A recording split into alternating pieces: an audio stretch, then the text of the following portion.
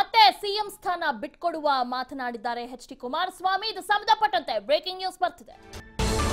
ಮತ್ತೆ ಸಿಎಂ ಸ್ಥಾನವನ್ನ ಬಿಟ್ಕೊಡುವುದಾಗಿ ಎಚ್.ಡಿ. ಕುಮಾರಸ್ವಾಮಿ ಅವರು ಇವತ್ತು ಮಾತಾಡಿದ್ದಾರೆ. ಅವತ್ತು ಕೇಂದ್ರದಲ್ಲಿ ಪ್ರಧಾನಿ ಆಗಲು ಯಾರು ಸಿದ್ಧರಿರಲಿಲ್ಲ. ದೇವೇಗೌಡರನ್ನ ಬಲವಂತದಿಂದ ಕರೆದುಕೊಂಡು ಹೋಗಿ ಕೂರಿಸಿದ್ರು. ಆ ಸ್ಥಾನ ಬಿಡಬೇಕಾದ್ರೆ ಗೌಡ್ರು ತ್ಯಾಗ ಮಾಡಿ ಬಂದ್ರು. ಅಂತ ಪ್ರಧಾನಮಂತ್ರಿ ಸ್ಥಾನವನ್ನೇ ತ್ಯಾಗ ಮಾಡಿದ ಕುಟುಂಬ ನಮ್ಮದು. ಇನ್ನು ಕೇವಲ ಮುಖ್ಯಮಂತ್ರಿ ಸ್ಥಾನಕ್ಕೆ ಅಂಟಿ ಕೂರ್ತೀವಾ ಅಂತ ಜೆಡಿಎಸ್ ಸಮಾವೇಶದಲ್ಲಿ ಮುಖ್ಯಮಂತ್ರಿ ಕುಮಾರಸ್ವಾಮಿ ಅವರು ಹೇಳಿದ್ದಾರೆ. ಒಂದು ಕಡೆ ಇವತ್ತು ಕುಮಾರಸ್ವಾಮಿ ಸಿಎಂ ಸ್ಥಾನ ಬಿಟ್ಕೊಡೋದಾಗಿ ಹೇಳಿದ್ದಾರೆ. ಜೊತೆಗೆ ಏನು ದೇವೇಗೌಡರು ಇನ್ನೊಂದು ಕಡೆ TV5 ನಡೆಸಿದ ಸಂದರ್ಶನದಲ್ಲಿ ಏನು ಸಿದ್ದರಾಮಯ್ಯನವರು ಹೇಳಿದ್ರು, ಅದಕ್ಕೆ ಇವತ್ತು ಸ್ಫೋಟಗೊಂಡಿದ್ದಾರೆ.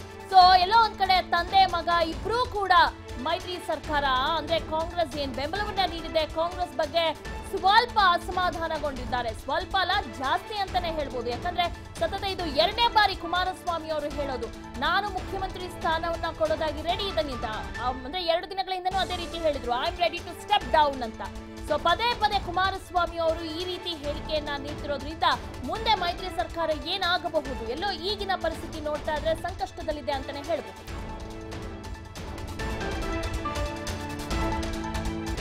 ಮಕ್ಕಳಿಗೆ ಅದಕ್ಕೇನು ಧೈರ್ಯವ್ರು ನೀವು ಪುಕ್ಕಟೆ ಕೊಡ್ತಾ ಇದ್ದೀರಾ? ಅದಕ್ಕೆ ಮತ್ತೆ ಸರ್ಕಾರದಿಂದ ನಾವು ದುಡ್ಡು ಕೊಡಬೇಕು.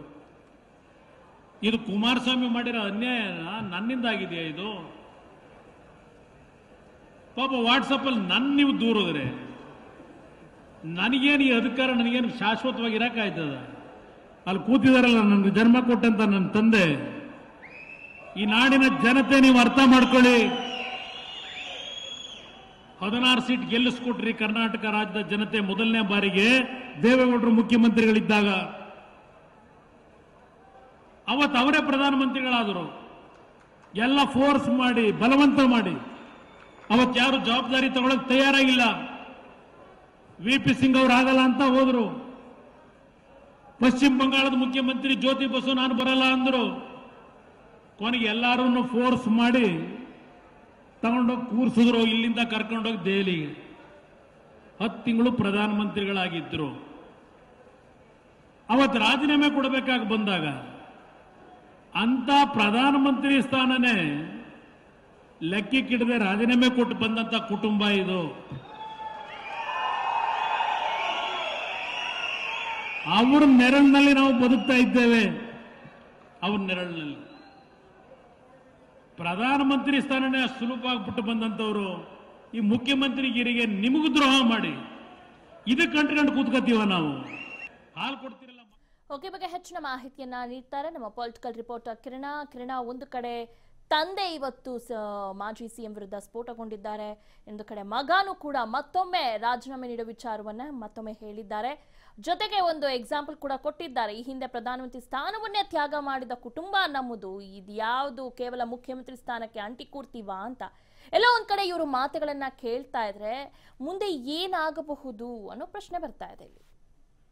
ಖಂಡಿತವಾಗ್ಲೂ ದಿವ್ಯಾ, ಏನು ಈಗಾಗ್ಲೇ ಮೈತ್ರಿ ಸರ್ಕಾರದಲ್ಲಿ ಎಲ್ಲವೂ ಸರಿ ಇಲ್ಲ ಅನ್ನುವಂಥದ್ದು ಮೇಲ್ನೋಟಕ್ಕೆ ಮಾತ್ರ ಕಾಣಿಸ್ತಾ ಇಲ್ಲ. ಬಹಿರಂಗವಾಗಿ ಒಂದು ಹೇಳಿಕೆಗಳನ್ನ ನೀಡೋ ಮೂಲಕ ಸರ್ಕಾರದ ವಿರುದ್ಧ ಅಂದ್ರೆ ಮೈತ್ರಿ ಸರ್ಕಾರದ ವಿರುದ್ಧ ಆಯಾ ನಾಯಕರೇ ಆಕ್ರೋಶವನ್ನ ವ್ಯಕ್ತಪಡಿಸ್ತಾ ಇದ್ದಾರೆ ಅಂತ ಹೇಳಿದ್ರೆ ತಪ್ಪಾಗೋದಿಲ್ಲ. ಕಳೆದ 2 ದಿನಗಳಿಂದ ಜೆಡಿಎಸ್ ಸಮಾವೇಶವನ್ನ ನಡೆಸಲಾಗ್ತಾ ಇದೆ.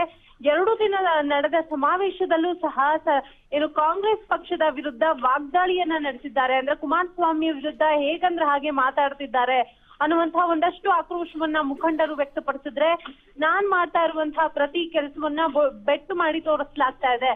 ಇವರಿಗೆ ವರ್ಗಾವಣೆ ಮಾಡಿಲ್ಲ ಅನ್ನುವಂತಹ ಒಂದು ನಿಟ್ಟಿನಲ್ಲಿ ವಾಟ್ಸಪ್ ಅಲ್ಲಿ ನನ್ನ ವಿರುದ್ಧವಾಗಿ ಏನೇನೋ ಪ್ರಚಾರವನ್ನ ಮಾಡ್ತಿದ್ದಾರೆ ಅನ್ನುವಂತಹ ಒಂದು ಆಕ್ರೋಶವನ್ನ ವ್ಯಕ್ತಪಡಿಸ್ತಾರೆ ಕುಮಾರಸ್ವಾಮಿ ಅವರು. ಜೊತೆಗೆ ದೇವೇಗೌಡ ಅವರು ಸಹ ಏನು TV5ಗೆ ಒಂದು ಸಿದ್ದರಾಮಯ್ಯ ಅವರು ಸಂದರ್ಶನವನ್ನ ಕೊಟ್ಟಿರ್ತಾರೆ. ಆ ಸಮಯದಲ್ಲಿ ಏನು ದೇವೇಗೌಡ ವಿರುದ್ಧ ಒಂದು ಅಸಮಾಧಾನವನ್ನ ತೋಡ್ಕೊಂಡಿರ್ತಾರೆ, ಅಂದ್ರೆ ಅನ್ನುವಂತಹ ಒಂದು ಅಸಮಾಧಾನವನ್ನ ತೋಡ್ಕೊಂಡಿರ್ತಾರೆ.